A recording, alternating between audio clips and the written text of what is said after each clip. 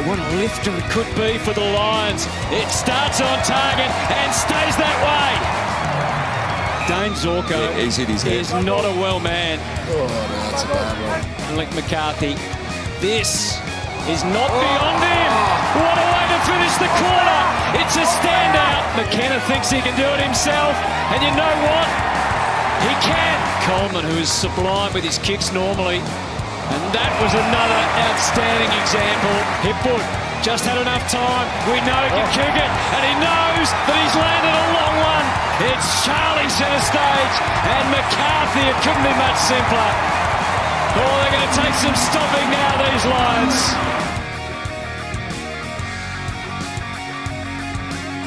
Just rolled around to see here. Grabs his right knee straight away and has not moved from that position in the hands of the doctor and the physio at the moment.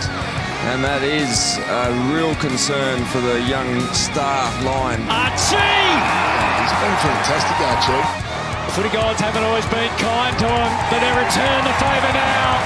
For all his hard work, he salutes. The Brisbane Lions Fancast back. A more positive note after a good win against the Cats, who we've historically struggled against. We smashed them in the middle. There was a defensive masterclass from both teams and a surprise inclusion from Cal Archie, a welcome one at that. A sour note that we will touch on as the show goes on, but good to get back on the winners list and an immediate chance to rectify the lessons that we learnt against Melbourne the week prior after a team coming home strong against us. Patrick, you watched it from home. I was at the Gabba. I couldn't tell watching the game in real time if you were a neutral supporter, was this a good or a very slow and boring game to watch? But as a Lions supporter, take the win. Yeah. I mean, it wasn't champagne football the whole time, but I think, let's say from like a Victorian neutral, it was probably good, but from an everyone else, it was a bit boring, bit dreary, but I liked it, obviously.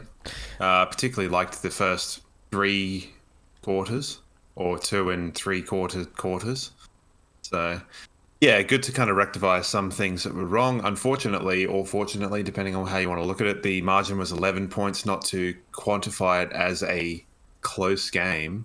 So we're still 0-1 for games decided by under 10 points, which I'm sure is funny. But then I guess, where do you stop calling a rainforest a rainforest? I have not got the mental capacity to even consider that one at the moment. But, you know, at some point during the game, I was thinking to myself, we're in serious contention here of holding Geelong goalless in a half of footy. And I couldn't remember the last time we, let alone anyone, did that. And upon rewatching it, they sort of brought that stat up, and it was all the way back to like the 30s or 40s that it happens. That made me angry when Dangerfield kicked that goal, I got to say.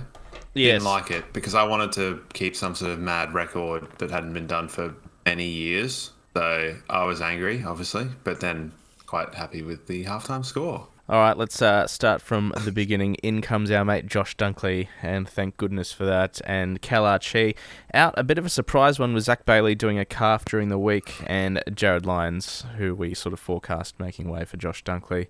Those were the only changes. There will obviously be at least another one coming up next week. But I thought the ins were both very good ins, and probably our best 2 on ground as well. Yeah, we'll come to that.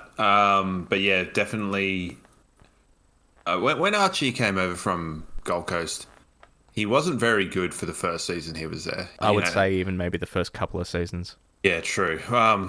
He looked very unsure and his skills didn't look great. His contest work wasn't, it was pretty bad. And he was kind of vilified quite a bit by sort of people of just being sort of soft and not representative of the club. How he has changed. Oh, yeah. He is so secure. He's like a nice, warm blanket.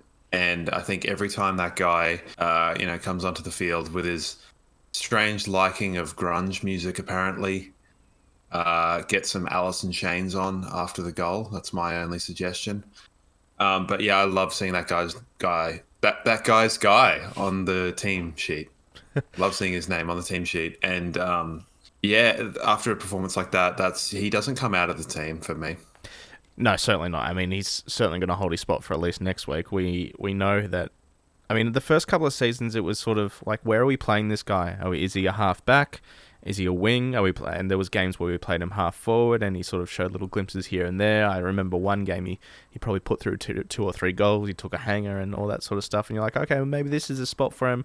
He was just sort of Mr. Versatile, Mr. Utility, but without really nailing down a spot, which I guess saw him come in and out of the team, because it's like, what's this guy's role? But that came to the fore on Saturday night, because he shined up forward, he shined on the wing, and he really shined down back when we needed him as well. He was Mr. Utility, and like that level of output, you know, where it was probably sitting maybe around 60%, sort of skyrocketed up to like 80, 90% across Saturday night. And like, he just plugged holes. He stood up when we needed him to, and especially in the last quarter when he took that clutch mark under like serious one-on-one contest pressure and then put through the goal to ice the game. So, yeah, fantastic stuff. A lot can be said for him, because he's not the quickest player, but his sense of timing, and I think that's probably what was off early on in his Lions career, was just he didn't quite have the pace to get to where he needed to be, and his sense of timing is just so good now. He hits the contest at the right time. He shows up, and he's just strong. He's strong for such a young, like, little, smaller bodied guy. I mean, he's not small, but you know what I mean? Like, he plays a lot taller than he is. And I think early on in his career, yeah, he's probably plugging gaps. There might have been it might have been sort of just plugging half back and half forward, and just sort of positions that weren't really identified at the time. But yeah, really happy for him. And obviously happy to see Dunkley come back into the team. We said last week, you know, we need a bit of a leader.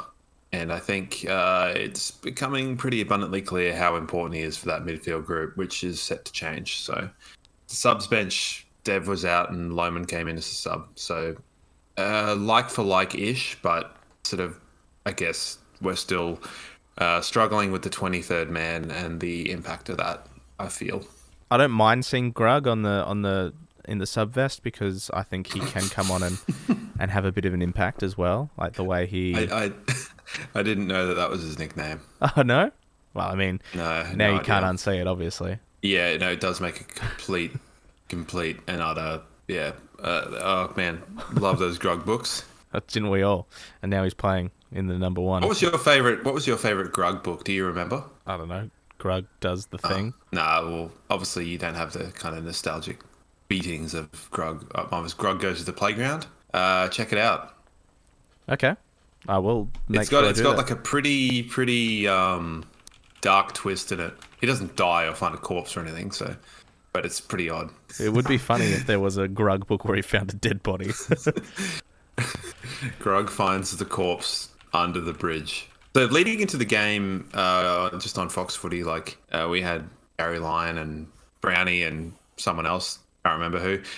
Weird, because there just seems to be an obsession with calling Jack Payne Jackson Payne. Now, have I missed something here, and his name is actually Jackson Payne, spelt without an X, or is it just Jack Payne and they're rolling with it, and now he's Jackson Payne, and this is just going to be one of those urban myths things? Well, I know that the Raw Deal, the, I guess, official, unofficial, but mostly still official Brisbane Lions podcast, have been sort of on this campaign for a while, that we did have Jackson Payne in our lineup for, I don't know, a couple of years and played a handful of games, and maybe people are still holding on to that, but I've got no idea. I kind of feel like that Jackson Payne is probably not making our shortlist, because I don't remember that. Yeah, he came from Collingwood.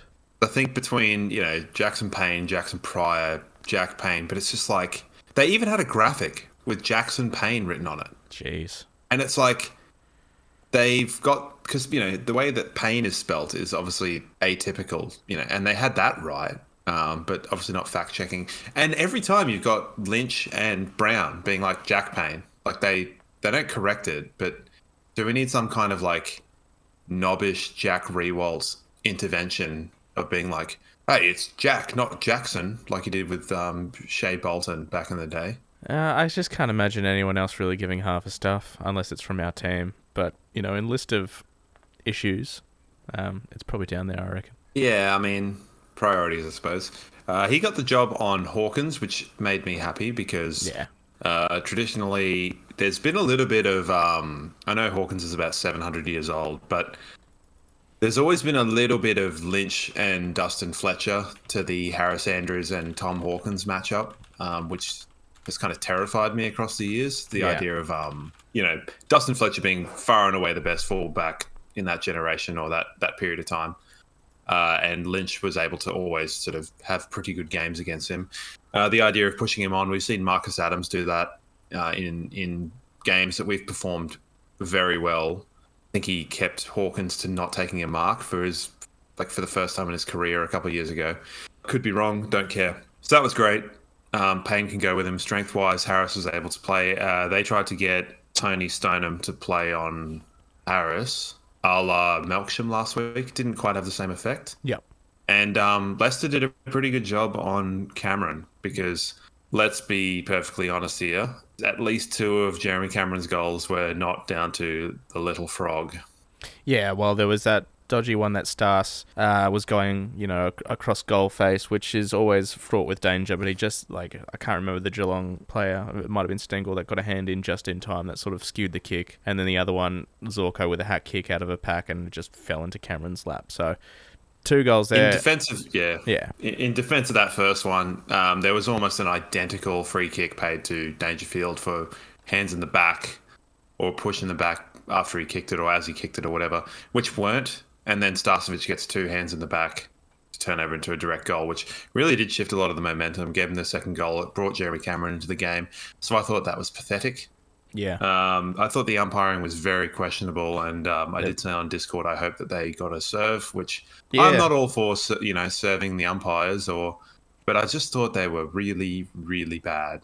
There were definitely some questionable decisions, and when the commentator's job is to call the game and try and remain as impartial as possible. But when the commentators are sitting there going like that Brian Myers one where he just got done, he got done by Coleman. The tackle lasted for, best part of 5 seconds. He didn't dispose of the ball correctly. And the commentators are all sitting there going, well, that's obviously just a non-call. What are you doing? That's when you know that there's some questionable decisions being made out there. But if it had have decided the game, I probably would have been a bit more up in arms about it. But yeah, I'm sure when they get their review together on whenever it is, Monday or throughout the week, there will be some conversations had.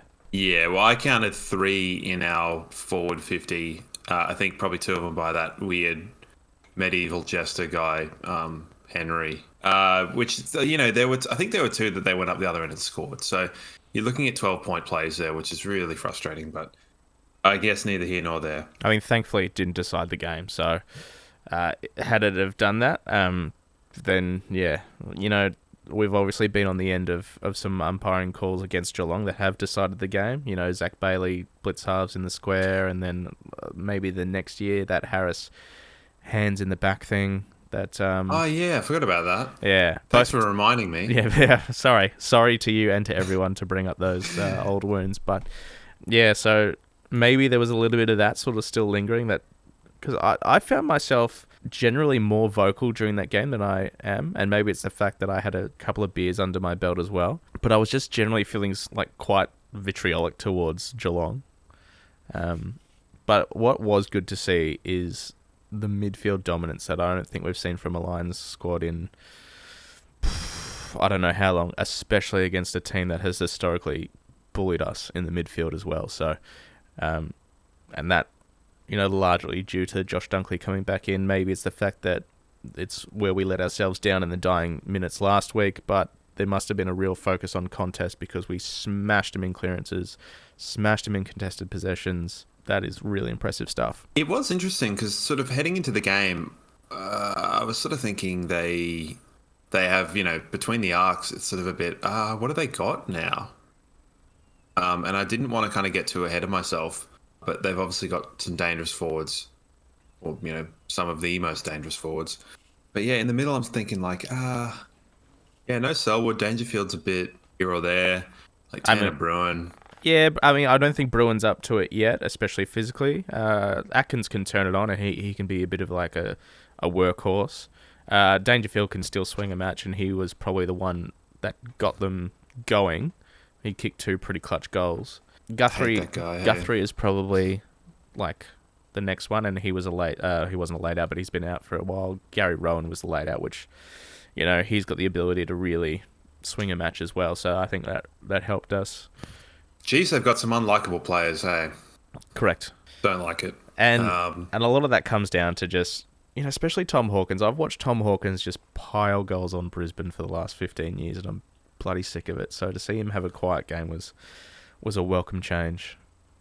I guess the odd thing with Tom Hawkins is kind of he's like slightly less annoying than Franklin, in my opinion. Like Franklin is just a bit like, man, go away heat. And Hawkins is kind of like, you're just dusting off your career and you're a little bit out of shape, but that's all right. Fair enough. Well, he's looking to sign another year's deal, so he might go on again. Well, him and X Walker, I suppose. I've got written down here when the score was 44-14, I'd have Leicester 2v1 amazing. I have no idea what that means, but apparently it was amazing. So he had another really just solid, quiet achiever game. As you said, played that sort of lockdowny role on Cameron and did a fantastic job. So, it just having that player in our team, it means. And they discussed this on First Crack. Payne can take the biggest forward and can go sort of, we saw it against Charlie Curnow 10 weeks ago, whenever it was. He's got the athleticism, but he's also got the size and strength to go with both types of forward. So he can go mobile, or he can go just toe-to-toe, one-on-one contest. And it allows Leicester to play tall or small. He played the job on Cameron. We've seen him play other roles. And it just frees up Harris Andrews to take, I think, he had Ollie Henry. But it means he can drift off, and we saw what effect it's had, especially the last sort of 6-7 weeks. He's had sort of a career best stretch. And he's number 1 in the league at the moment for intercepts in between the arcs, where he was down at number 16 or something last year. So the way that he's been freed up to play that game has just been really, really helpful and useful for us, and especially when our team defense has been such a strong focal point, that is a big part of it. So when they had a Melksham last week that sort of played that role, it really disrupted that whole thing. It's really forcing the hand of the oppositions, isn't it? Yeah. Is it worth having a little bit of a talk about a couple of our sort of high profile players and their slight underperformance? So Charlie Cameron down again. He kicked a couple of goals this week. Did he? I think he just kicked the one. He did set up that link goal, and I thought that was brilliant footy, not just from Charlie and Link, but from all the work up the ground. I think it started with Cam Rayner down at the sort of half back line, who attacked a contest and left them all in their wake and got the ball moving forward. Yeah, it's been a good sort of 6 or 7 weeks for Charlie, and the most noticeable thing was, and I was saying this to you before we started recording, was his first shot on goal was from about 50 out, and normally he makes that distance, no questions asked, but he dropped short by sort of 5-10 metres. The goal that he kicked, he was a little bit closer in, but only just cleared the line, and normally he flushes those, and I don't know, maybe he's carrying something. Maybe that knee from last week is giving him a little bit of grief, or maybe it's just a mental thing, because before that he was in rare form. He was up there in the Coleman leaderboard. He was literally counting goals on his fingers against the North or GWS, whoever it was. So it's been quite a dramatic shift. But yeah, it's at the game his pressure levels seemed high, because it's hard to tell. That was always a big thing. There was some games early on in the season where a lot of heat was kind of leveled at Link McCarthy that I was at, where I saw a big level of effort down here. Is that the case up there? Because it's hard to tell, and there are times where it seems slightly detrimental, his ball use, and it seems a little bit stifling. Is he just lacking in confidence? Very possibly.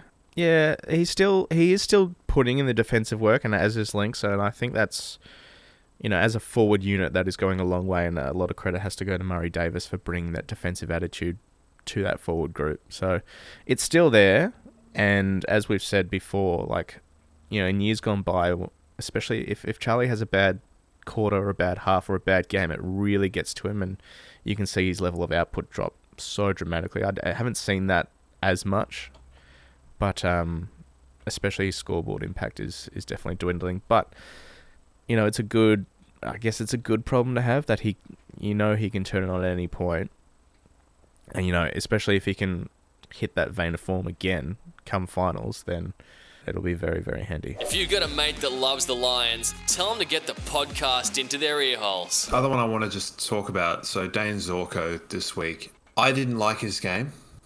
We have a slight, he got the goal assist for Archie in the last quarter, but I sort of thought it was Zorko back to his kind of petulant worst for me, where this season he's sort of risen above that a little bit and sort of just played his own game and impacted.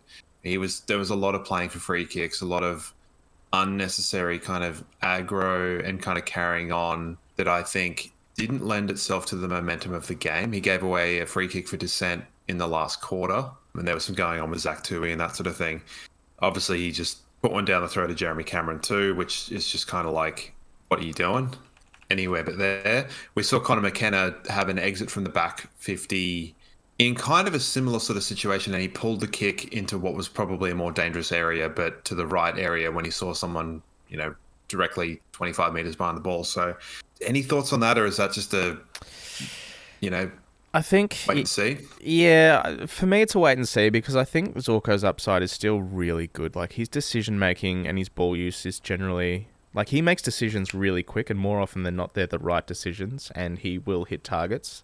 With Ashcroft coming out of the team, it'll be interesting to see if Zorko spends a little bit more time in the midfield, mid-forward, because obviously some space is going to open up there. So I don't think he's in danger of being dropped. I do think he's out in our best 22. But that is also Dane Zorko, and it's why the rest of the league, if you're not a Lions supporter, you hate Dane Zorko, and I can understand why, because he's a little pest. But he's going to have those games. Like, we saw it last year with Harrison Petty and other times as well, and even this year he got done for eye gouging. So I guess it's part of the package, if you like. But the upside It's frustrating because I don't think it needs to be there. Like, it almost looks like it's false bravado to me. Yeah, it's small man syndrome.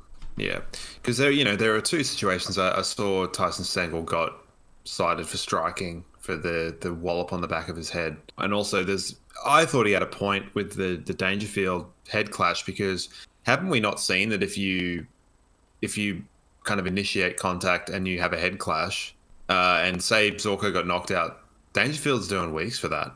Obviously, I don't know. That seemed purely accidental. Like, Zorko was running with the ball, and then he sort of stopped and propped and doubled back, and then Dangerfield sort of ran into him, and it was a head clash. I don't think, it certainly wasn't intentional, and I think that was just an accidental footy act. But no, not intentional. But I'm fairly sure people have done weeks in the past for tackling or going hip and shoulder and hitting heads, but maybe I'm wrong. I just don't like Dangerfield. and fair enough. I think it'd be pretty stiff to get weeks for that, if I'm honest. But he didn't. Yeah. So nothing to write there. A lot of blood. Yeah. Like, immediately as well. I mean, heads bleed. Like, if you get a cut on your head, it bleeds much more than if you get the same cut anywhere else on your body. But yeah, it was pretty grim viewing. Speaking of cuts on the head, Jack Gunston still looked like he was wearing tape on his head, even though he wasn't. I don't understand that phenomenon, but he sort of had looked like he'd put his head in the Shino Bolo, and I don't know if that was just because he was wearing the tape. He's got a bit of a tan line now or something along those lines, but definitely for the first probably quarter, I was like, man, he's still got that tape on. That's so weird. And then he took a shot at goal, and it was like, well, he doesn't. So my eyes deceive me.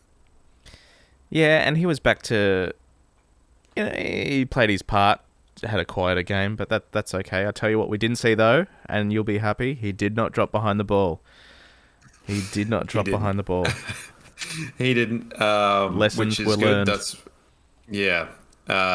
So that was what I wanted to see, and also wanted to see a win. So I guess, happy week for me. Yeah, Jack Gunston, he's still, for me, in the best 22. I don't read into his lack of output and things like that, and particularly where we're at.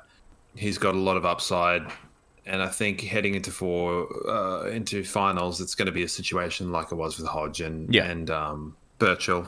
I love that guy. So, yeah, I mean, I guess all in all, the game it got a little bit stressful in the last quarter. How did it feel at the ground? Because it was... Oh, there was an eerie feeling amongst the crowd of, uh-oh, here we go again. Going in with a relatively healthy lead, a similar lead at three-quarter time, watching the momentum shift, and I think it was our mate Rob on Discord that said that the moment for him where it all changed was where Danaher elected to go the handball rather than go the goal himself, and that's where it sort of started to unravel, and yeah, it did a little bit, and we coughed up a couple of goals to Jeremy Cameron, and then that Ollie Henry goal where Harris failed to stick a tackle, and it just sort of, all those memories come flying back. But then you think, all right, well, here's the perfect practice for everything that you should have done last week, everything that you would have reviewed throughout the week in footage and what you should have done.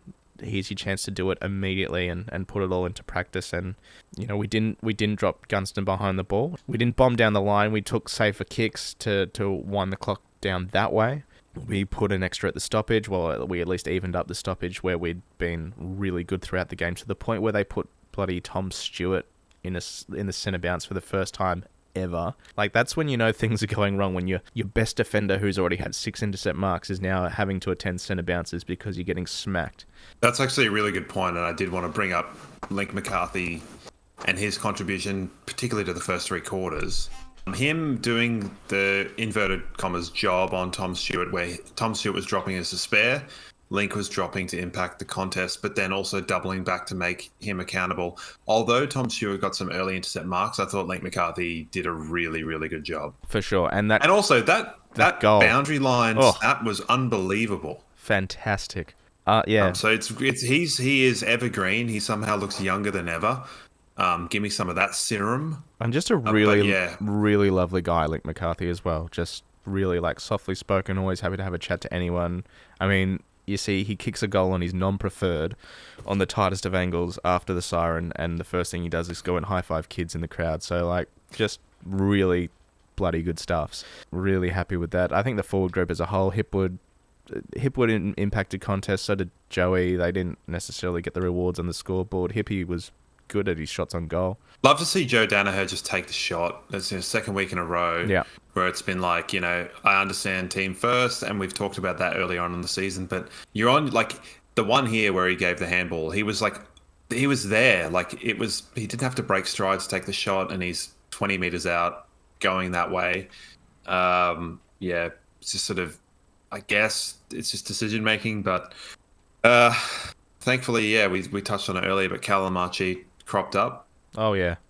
Front and back and all through the middle, and had his highest disposal game of his career. So, and not even that. Even if he only had 10 touches, but the touches that he had, down back, he's spoiling 2-on-1 contests. The way he kept his feet, he'd lay a tackle and then get back up and then force contest on the next player as well. Just everything he did was just clutch and real footy IQ stuff. And those early seasons where people were sort of wondering how is this guy a top 10 pick? Why did we get him? What's his role here? But people like Fags, people like Mike Whiting, who knew what he was capable of and kept the faith, and it's shone through, especially in this game. And if he can continue that, and if he can stay on the park, the poor fella's had a wretched run with concussions and injury and all that sort of stuff. So if he can stay on the park, get some continuity, it's a real nice little X factor to have, and we can throw him evidently wherever we need. The disposal thing is interesting because you do make a really good point. It's it doesn't matter how many disposals, it's the impact. But for a low disposal team, it really shows what kind of a game he had. Yeah.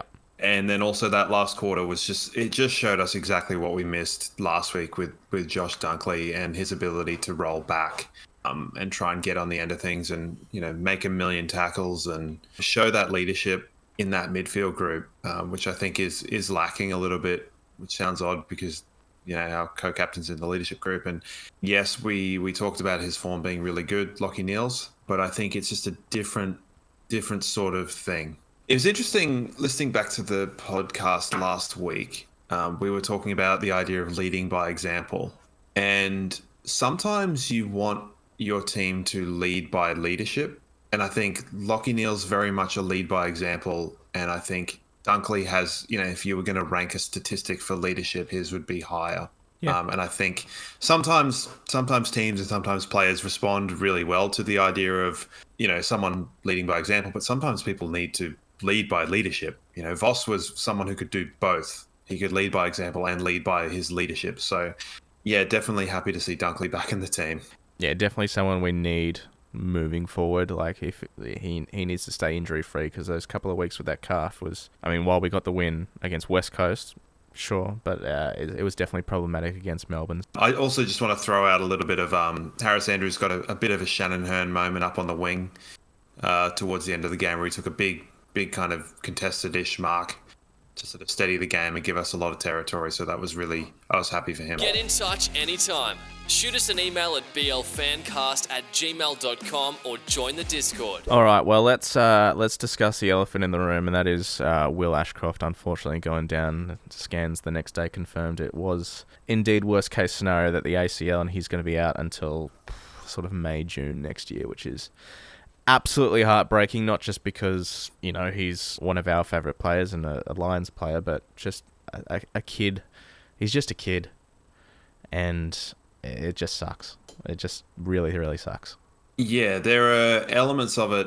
I mean, when it happened, I sort of thought, I really was hoping it was just a knee-on-knee clash. Yeah. That didn't get picked up before, because the camera and the footage of it was a little bit, it seemed like it picked it up after the incident. Which is the worst. When it seems so innocuous, so you're like, oh, that's worst case scenario. The more innocuous it looks, probably like the worse it's going to be. Yeah, it's so hard because you've got at one end of the season, you've got Max Gawn sitting crying in the rooms for what was not a very big injury, carrying on like, his career was over, which, I guess had he done an ACL, it would have been. And you've got Ashy just icing it, walking off the field, having an amble around after the game. Ain't no thing. I was like, great, cool, he's going to be fine. Back in the team next week, bit of bruising. And then they obviously kind of fast-tracked for Saturday rates to get that scan out for the fans and media. Yeah. Because I think everyone was sort of expecting Monday morning, but I'm definitely happy that they did. So, yeah, not great for our little fella. It sucks because he was clearly the best player last year in, under 18s level. He won every single individual award. And I guess he missed out on that, luster of being pick number one, because GWS is the only team in the league that wouldn't have picked him at pick number one because they were going for Cadman and didn't want to give 10 grand to a player that wasn't going to end up playing at their club. And now it looks like he may miss out on Rising Star. Like, he may have had a big enough body of work to secure the Rising Star. Not that these sort of things are the be-all and end-all. If at the end of the day, bloody Lewis Taylor won the Rising Star when everyone knows Marcus Bontempelli probably should have won that. But it's just some sort of reward for this kid would be good, and hopefully that he can still secure it, but it's probably more likely to go to like a Mitch Owens or a Harry Sheezel or a Giant Miss at this point, because he's going to miss out on the last sort of 5 games, which is again pretty disappointing for him. But the worst thing about this whole thing is it's going to be so hard to replace a 19-year-old kid in his first year. That's amazing, wild, isn't it? It's going to be so hard to replace that because he provides such balance in the midfield. Like, he can attack and he can defend, and the stat that's been thrown up over the last 4 weeks is he was number 1 in the league for sort of clearances turning into scores, or first touches turning into effective clearances, or something along those lines. I can't really remember the ins and outs of it. It's a really obscure stat, but he was leading the league in that. And there's 3 names that come to mind. None of them can provide everything that Ashy does. So Dev Robertson, because he can play that mid-forward role, but his ball use isn't nearly as good. He's got he's got that defensive aspect to his game, and he can't run out games as well, which is crazy, again, for a 19-year-old kid. Jared Lyons, his defensive aspects there, but he can't cover the ground or run out games. And then Reece Matheson is the other one who's only just come back from a really long hamstring injury. He's only just had his first game back in the twos. So those are the three names that I think are probably heading that queue, in amongst also like Rayner, Bailey, Zorko spending more time in the midfield as well to sort of cover that. But like no one's going to be able to provide all the things that Ashley has been, and it's going to be a tough hole to plug. It will. I definitely think a straight swap for him is not the right way to go about it. It's not to say that it won't necessarily happen. I think the idea of Jared Lyons or Reece Matheson coming in as a straight swap, that doesn't work. And the reason that doesn't work is because kind of they're there as the replacement for Lachie Neale and Dunkley. Ashcroft is a slightly different player. He tends to drift a little bit more than the other two that will hold their position. So that's where I think, I think Dev Robertson will come into the team, but I don't think it'll be like a necessary straight swap. What's interesting this year is we haven't actually seen Dev Rob play a lot of midfield time in the first team. He's played a lot of half forward and rolled back. But yeah, I think between the idea of Bailey, Rayner, Dev Rob, and Berry and McCluggage, and then even a bit of Zorko, kind of rolling through, yeah, it will be felt, but it might not be as harshly felt. I mean, just seeing that bloody glorious hair running around is sight for sore eyes at the best of times. So, yeah, it's hard because, yeah, it's difficult to replace a single player, because I was saying before the podcast, he's got an odd blend of kind of Zach Bailey's running power through the contest with Lachie Neale's hands. That's a very, very unusual combination. So, yeah, he'll be really lost. Not in the worst place for an ACL, given the track record with Cam Rayner and with Eric Hipwood. So at least there is some recent positive history internally at the club. I don't know if the medical staff are the same or whatever, but and then I suppose there's also an element of those players being able to kind of mentor him in terms of coming back. One thing that might be not a positive, but when you look at someone like Ashcroft, he was born to be a footballer. Yeah. Probably from a young age. He was born to be a father and son, born to be a very, very talented footballer, high level of professionalism and that sort of thing. He will obviously work extremely hard with his rehab. But there's a part of me that says this gives him a good chunk of time to learn who he is as a person, possibly outside of football, spend a bit of time being a kid, because he probably hasn't done a lot of that. So in terms of longevity and maybe his own kind of, I guess, mental health, for lack of better words, it could be a net positive.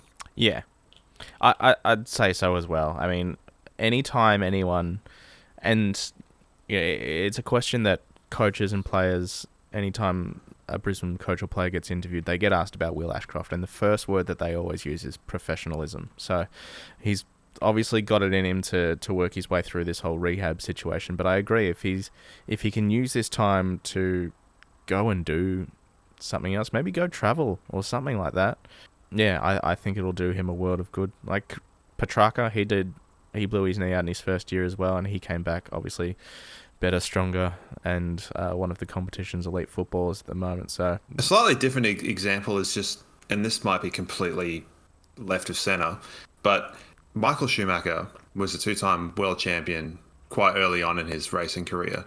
And he got to 1999 and he had a crash and broke his leg, or broke his legs, I think. Basically at half time of his career. And I know this is a bit early for Ashcroft, but he came back and then won 5 world championships the year after he came back from his broken leg. So, and I think reading his biography, he kind of said that gave him a good pause in his career to sort of think about his priorities and things like that, and where he wanted to move forward, which turned him into kind of the elite driver that he sort of was in the later stages of his career. So I don't know, that gave me thought, or I don't know, rambling a little bit, but it's just, you kind of look at these moments with particularly talented sports people. And yeah, you just kind of hope that, although it's a negative, that you can get some kind of positive out of it. So, yeah, and look, he might go back down to Melbourne for 6 months or something, spend time with his family, and continue to do his rehab down there, and hang out with his brother, or maybe he will just fully immerse himself in footy. You know, we might see him in the bloody coach's box next week or down at the bench on the phone or something like that. I think that's just as likely. But You just pin him onto another contract as soon as possible, in my opinion, because you don't want half of his contract being on the sidelines. So there should almost be a caveat to that, I reckon, with draft picks. They get injured. One thing, but I do think that Dev Rob comes in and then the midfield minutes are just spread between sort of 4, 5, 6 players, and hopefully we can sort of cover it without really covering every aspect that Ashley provides. But I think it'll be there. Make sure you follow us on socials. Just search for BL Fancast. All right, should we do some votes? Yeah, we'll do some votes. We'll do some ins and we'll talk about the footy. Yeah, okay. Archie gets the 3 for me, Dunkley the 2, and Klug the 1. I thought Klug's game was really, really good. Harris could have easily got 1. And I was very tempted to give Ashley some votes as well, just because he's clearly not going to get any more for the rest of the year. Yeah, look, I had Archie with the 3, Dunkley with the 2, and then I had Payne, Harris, Klug, Lester, Link as a list. Sure. So, hold on, have I got a dice somewhere? I don't. It's like the only room in the house I don't have a bloody dice. Bear with me 1 second. I will bring you your single vote. Roll a die. 3. Klug. Jesus, there you go. There you go. Same votes for perhaps the first week.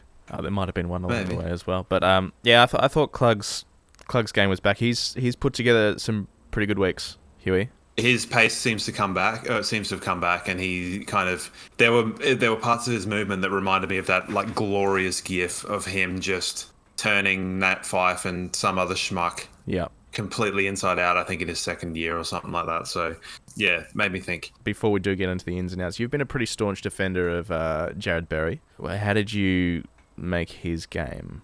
I thought he got hung out to dry going onto Dangerfield towards the end. I didn't think that was the right move.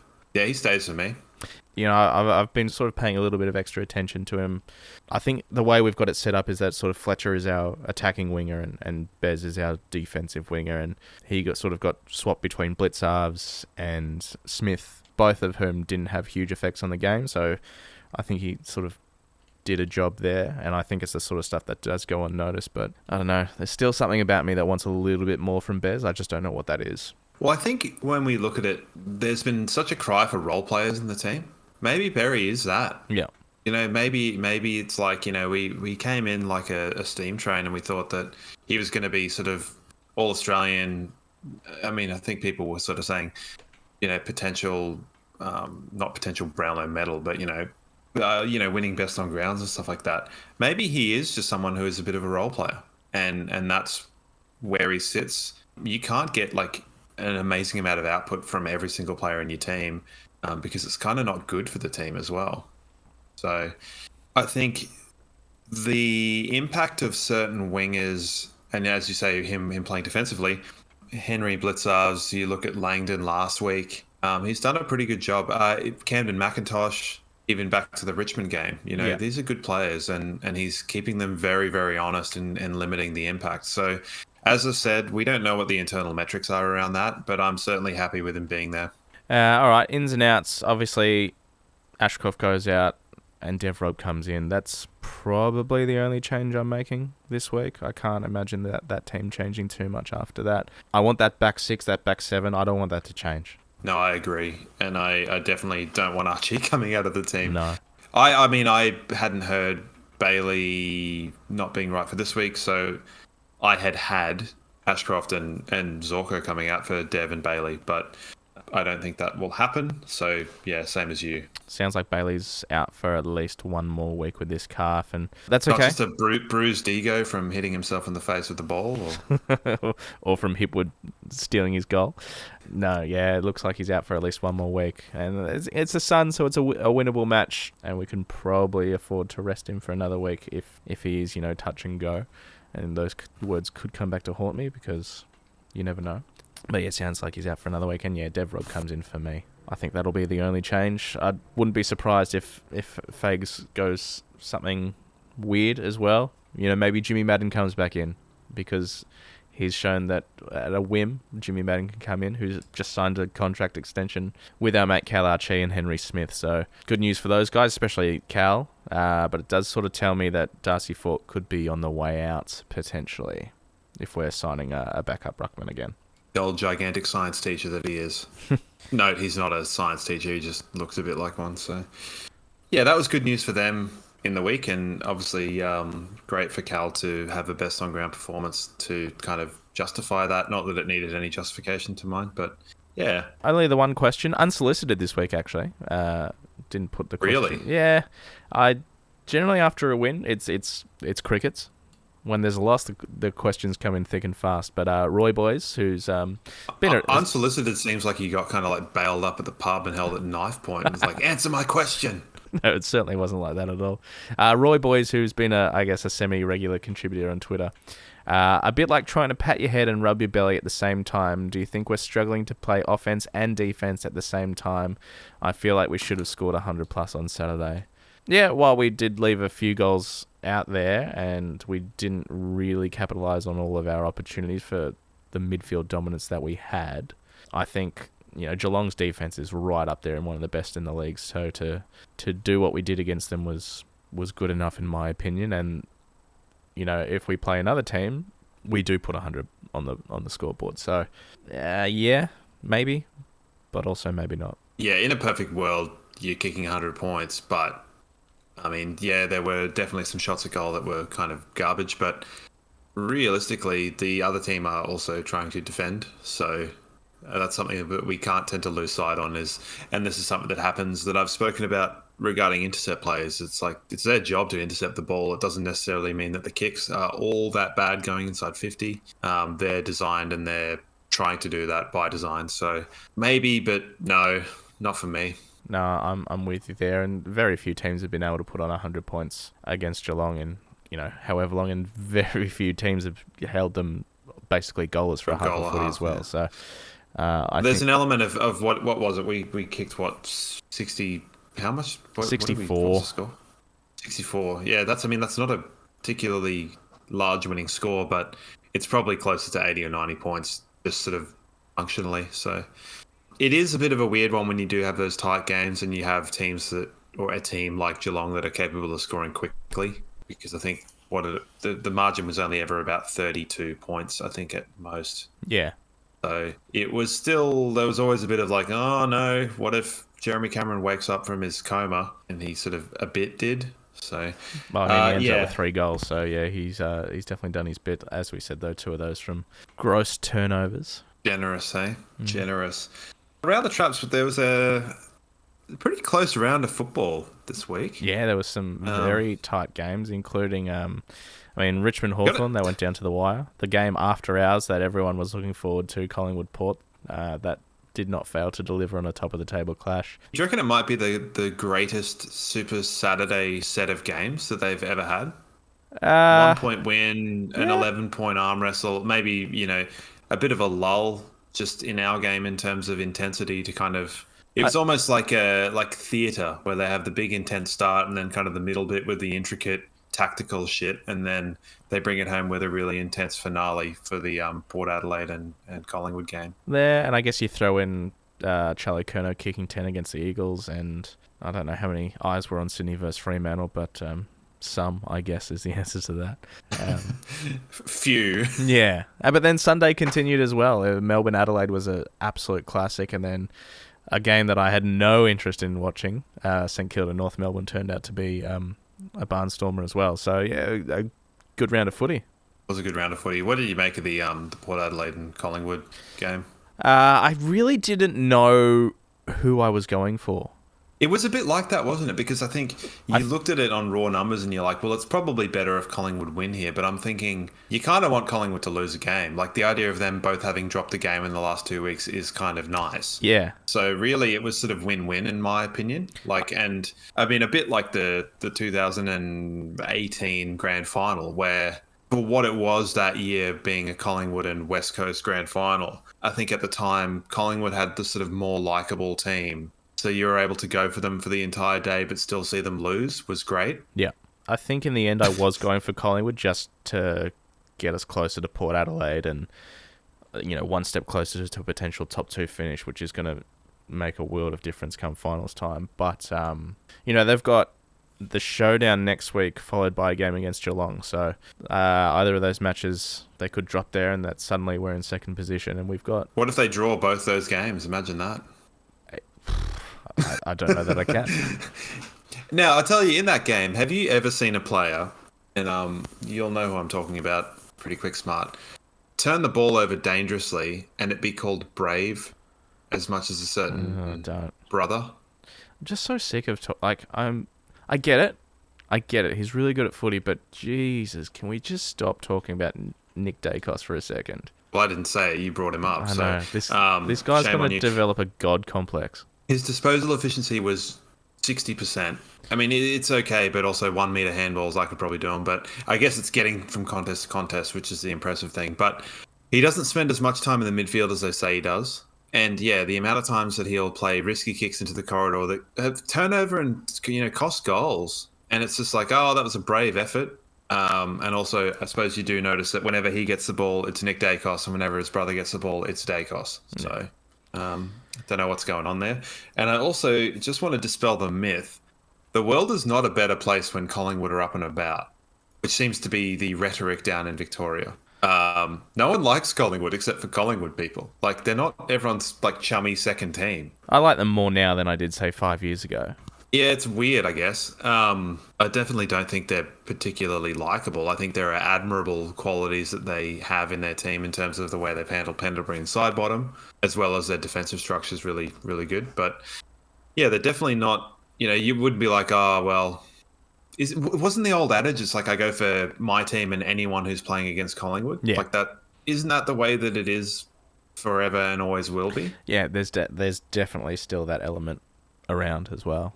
Well, good. Let's keep it that way, and let's remind the AFL media that is the case at every opportunity forever. I mean, I'd love to think that we have that sort of power, but at the end of the day, they're 100,000 plus members, and the money that they pour into the game is probably going to speak much louder. Like the show? Make sure to follow and subscribe on your favourite podcast platforms. Hey, the Twos, they after their week off, they came back with a relatively comfortable win against the Cats reserves, 35 points in the end. Jared Lyons pushing his case to come back and fill that spot, 32 touches and a goal. Dev, 25 and a goal.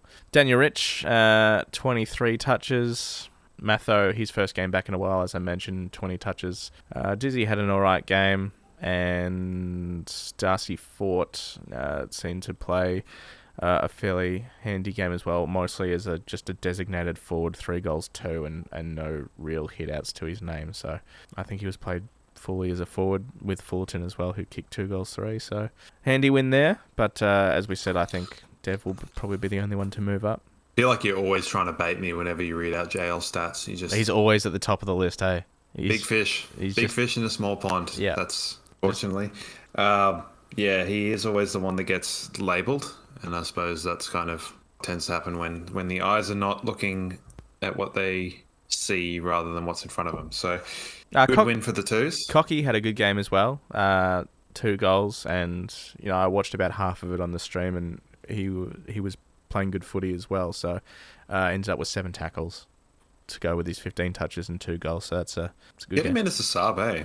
I'd really like to see him as a sub, and I think there's probably some games leading into finals that we could potentially do that, but I doubt Fage's going to mess with the team too much moving forward, unless we get just a bit of serious injuries. I feel like there's untapped potential there, because he's a slightly bigger body than you'd think, and he's got the running capacity, if not just for a short amount of time. I mean, what was it? He played his first game after a billion years, a couple of years ago, came on and got 2 real slimy handballs for goals for people, and just it was man, this guy is some sort of weird WD-40 for our forward line.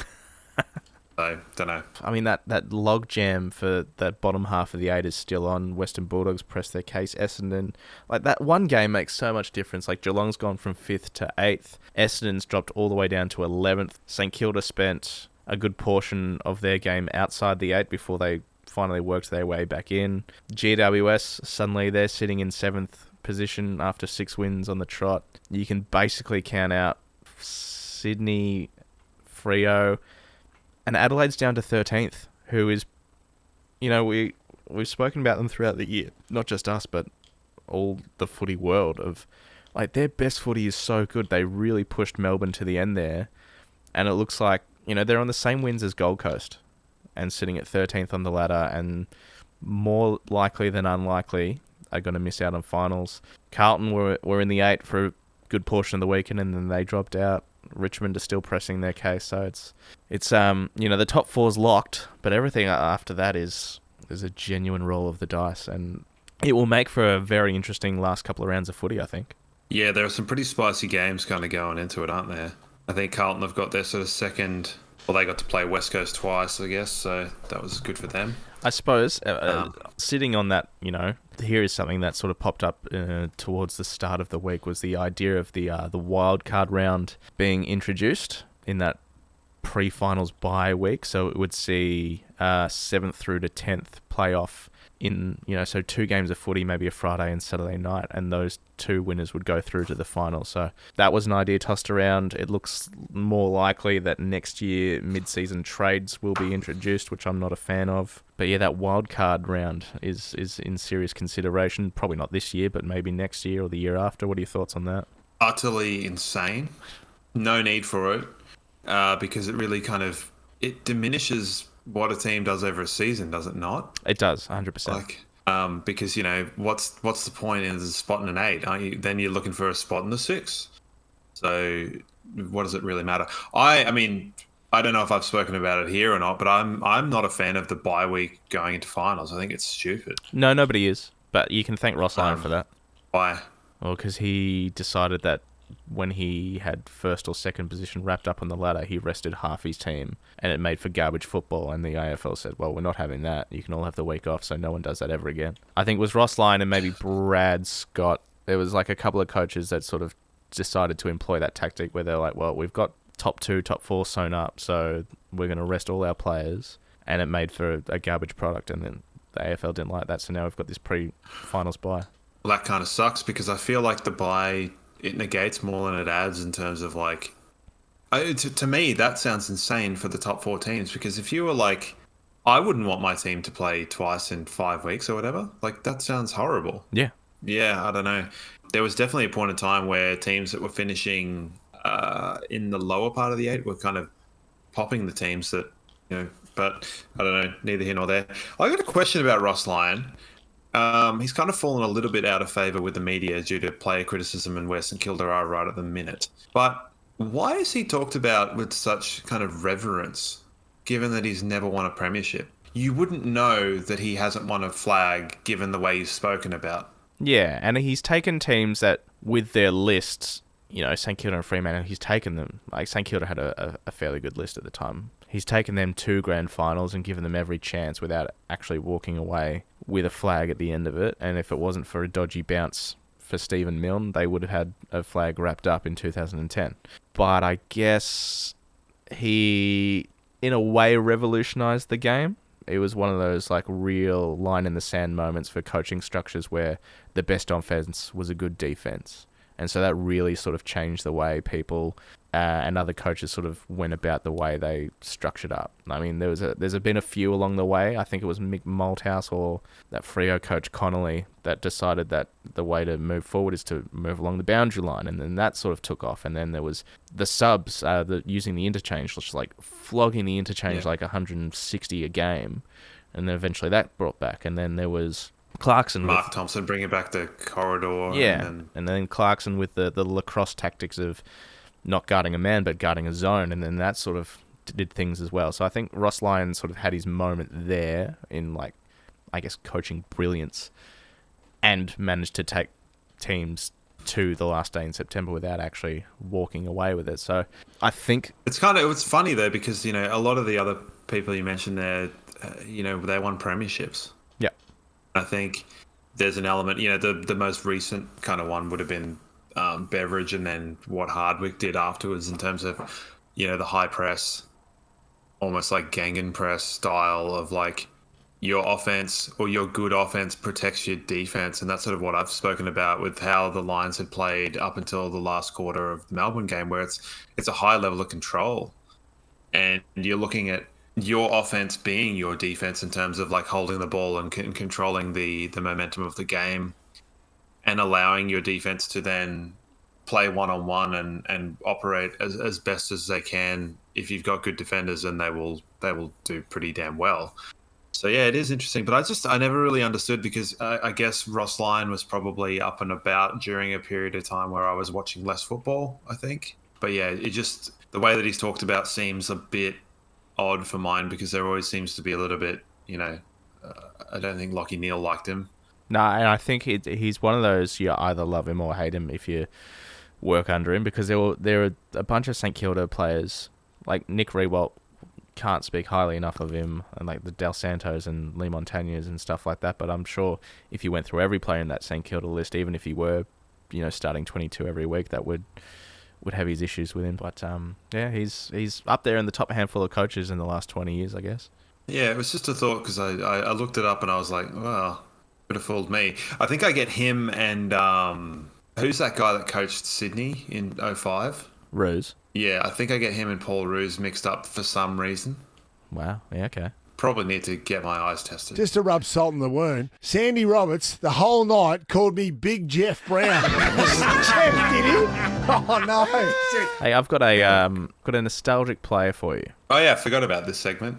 Well, it's back. How far at the bottom of the barrel are we scraping yet? Well, like, we're going to have to change this next season. No, this is not scraping the bottom of the barrel. This is a name that I guess a lot of people will look back on fondly, because the man played 173 games, albeit not every single one of them for the Lions. But a very unique individual is Jared Brennan, the man that, a la Anthony Koutoufides, would just palm the ball, could jump 3 meters in the air. I think he kicked 7 goals in a game once. He had a really good headbutt too. Capable of absolutely anything, but also didn't look like he gave a single shit as well. I tell you what, he also looked like that when he lumped up to Gold Coast to take a big pay packet. So fair enough to him, I guess. Yeah. I tell you what, it was probably pretty scary to the competition when he played his first game, I think in 2003? Yep. And he kicked 3 goals and looked pretty handy. Well, I think he kicked one from outside 50. It was against Collingwood, was it? No? Oh my God. Let me have a quick look. Yes, it was. Yeah, it was a bit like, okay, this team have won 2 premierships in a row and they've unearthed this. And, wouldn't you know, didn't play in the grand final. We had another rookie play in the grand final in Sir Richard Hadley. So that's kind of funny, the idea of like all sizzle, no steak versus minimal amount of sizzle and a minimal amount of steak for Richard Hadley. But there you go. Jared Brennan, what an odd fella. Played ruck a bit. Yeah. Bit of a more modern Darryl White, I guess. Yeah, for sure. He was the closest thing we had to Daz, and I guess a Northern Territory prospect as well. And it's just like you never knew what was going to happen, but you were excited. I mean, that headbutt against Port Adelaide was so weird. On the centre wing at a bounce. What are you doing? Loved it. I think I was at that game. Can't remember. I think he almost typifies what a nostalgic player is more than most, Jared Brennan. Because he does definitely, garner a response. You get a cheeky little smile when you hear his name mentioned.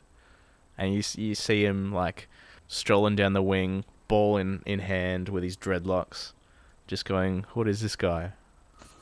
And a raking left foot. Was he? I believe so. Well, there you go. Now, I did some soul searching on that. We were talking about raking left foot and why people don't have raking right foots and things like that. Yeah, and you put it down to reverse alliteration or something. No, because we dispelled that with a lethal left foot, so sod off. I was thinking they were talking about 2-footed players or ambidextrous players. Very rarely do you get a left-footed player that is like quantified as an ambidextrous player who can play on their right as well. You get very left-footed players. But if you're right-footed, they tend to be better on their left foot as well. So maybe that's more that. Like, very rarely do you get such right-footed players because it's seen as a weakness if they can't kick on their left. Whereas with a left-footed player, it's like, well, he's kicks on his left. So It doesn't need a right. You know, yeah, because I mean, you know, who are the greatest sort of like two-footed players that we know? Well, I mean, Or that we've Ackermanis thought is of? obviously the one that springs to mind. I think by the time that Sam Mitchell retired as well, he'd basically turned into a left footer. Yeah. And I think that's largely due to the fact that Hawthorn sort of went out of their way to get good left foot. Like they had Guerra, Birchall, Hodge, and then they sort of transformed Mitchell all into like these really good left-footed like pinpoint kicks. So I think that might be where the little raking left foot, lethal left foot thing comes from, is the idea that most two-footed players tend to be right-footed players, which does kind of beg the question that if you're a left-footed player, wouldn't you kind of like, maybe it's a bit too 1950s to be like belted by a cane to kick with your, you know, kick with the right foot, son. Left foot is witchcraft. So yeah, I think those practices have since been deceased. So there's that. That's the kind of thing on a weekly basis that I will sit and legitimately think about. However you like to pass your time, that's up to you. Yeah, I still can't get past Ackermanis as the best two-footed player in the competition. Yeah, and you'd find it hard to find too many people that disagree with that. Hey, we've not even mentioned the fact that we've got another game this Saturday, and it's the Q Clash coming up against the Suns, who, game 3 or 4 with Stephen King as the head coach, coming off a couple of losses down at Heritage Bank Stadium. You know, it doesn't really matter where these teams are on the ladder. Sometimes they can be a close one, especially down there, but I do expect us to continue the streak and get 10 in a row against the Suns. Yeah, I think there's not a great deal to say about this game, but I just hope Stephen King continues his horror novel. Very good. That was supposed to be funnier than it was. I don't think it was very funny, really. I thought it was good. Touk Miller's been back for a couple of weeks now. He's not exactly lighting things up. Lockie Weller, the poor fella's done another ACL, so he's out. I didn't catch much of the game, if I'm honest, over the weekend, but it looks like the only other injury they've got is Joel Jeffrey, who's going to be out for a couple of weeks. Other than that, they've got a full bill of health. And, you know, Charlie Ballard's one that's been playing good footy and did pretty well against us last time. So, yeah, anything else you feel like we need to add to this before we shut up shop and move on over? Nah, not really. All right, well, good to get back on the winners list. A much different vibe and feeling to the podcast this week compared to this time last week where it was all doom and gloom. So, as they say, a week's a long time in footy, and we've learned our lessons and managed to put it into practice straight away. So, here we go. 5 weeks left. Some very winnable matches. You know, we've got Gold Coast, Freo, St Kilda, and Adelaide. And then Collingwood as well is the big one down at Marvel Stadium. So, you know, I think we'll go into favourites in 4 out of 5 of those. Yeah, it could be all right. We could still end up in the top 2 somehow. Well, yeah, Port's got a couple of swing games coming up against Adelaide and Geelong, so you never know. You never do, so fingers crossed. See you this time next week. But I do want to leave you on one thing. You little beauty!